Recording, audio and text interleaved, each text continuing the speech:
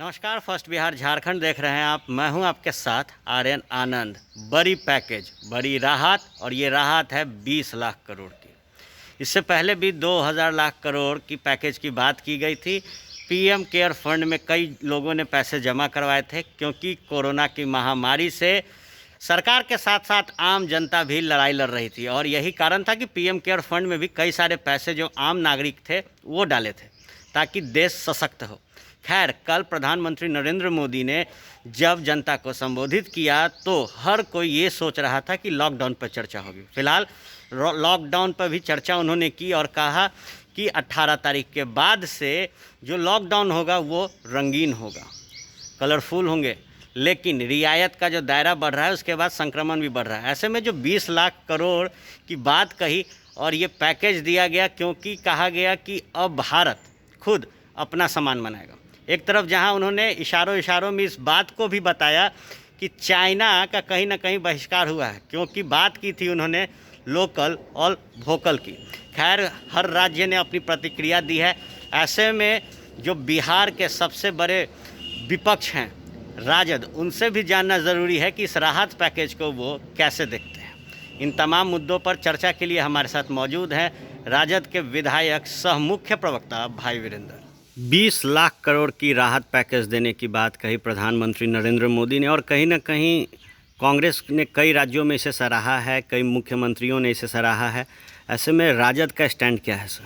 देखिए, राजद का स्टैंड एकदम क्लियर है कि जो राहत पैकेज है वो सरजमीन पर उतरे और गरीबों तक वो राहत पहुँचे, हमारा ये मानना है।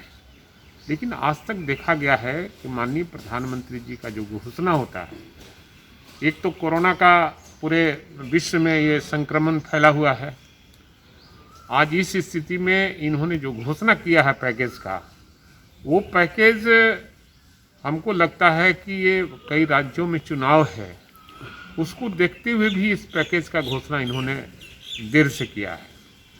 अगर ये गरीबों तक पहुँचेगा, गरीब को लाभ मिलेगा, तब इसकी ज़रूरत है, और नहीं तो केवल दिखावा अगर है और चुनावी स्टंट है तो हम विरोध इसका करते हैं। मिलना चाहिए, लेकिन सरजमीन पर मिलना चाहिए।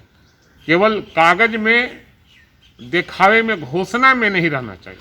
लोकल और वोकल की बात कर रहे हैं कि अब जो भी चीज़ें होंगी स्वदेशी होंगी। अच्छी बात है, हम इसका स्वागत करते हैं। स्वदेशी का हम लोग पालन करें और स्वदेशी हर लोग करें। इनके मंत्री है तो विदेशी चीज़ का ज़्यादा शौकीन हैं लोग, देसी विदेशी का। गांधी जी की विचारधारा फिर जिंदा हो रही है क्या सर? गांधी जी की विचारधारा जब तक ये धरती रहेगी तब तक वो विचारधारा जीवित है, जीवित रहेगी। लोग कुछ चाहते थे गांधी जी के विचारों को इधर उधर करना, नाथूराम गौडसे के खानदान लोग, वो होने वाला नहीं है। बिहार के आधुनिक अस्पतालों में से एक NSMCH multi speciality 350 bedded hospital, अनुभवी डॉक्टर एवं ट्रेन्ड पैरामेडिकल स्टाफ, विश्व स्तरीय सुविधाओं के साथ अत्याधुनिक ऑपरेशन थिएटर, ICU, NICU, निशुल्क OPD परामर्श, 24 घंटे इमरजेंसी सर्विसेज और जटिल गर्भावस्था का इलाज। Netaji Subhash medical college and hospital, Amhara, Bihta, Patna.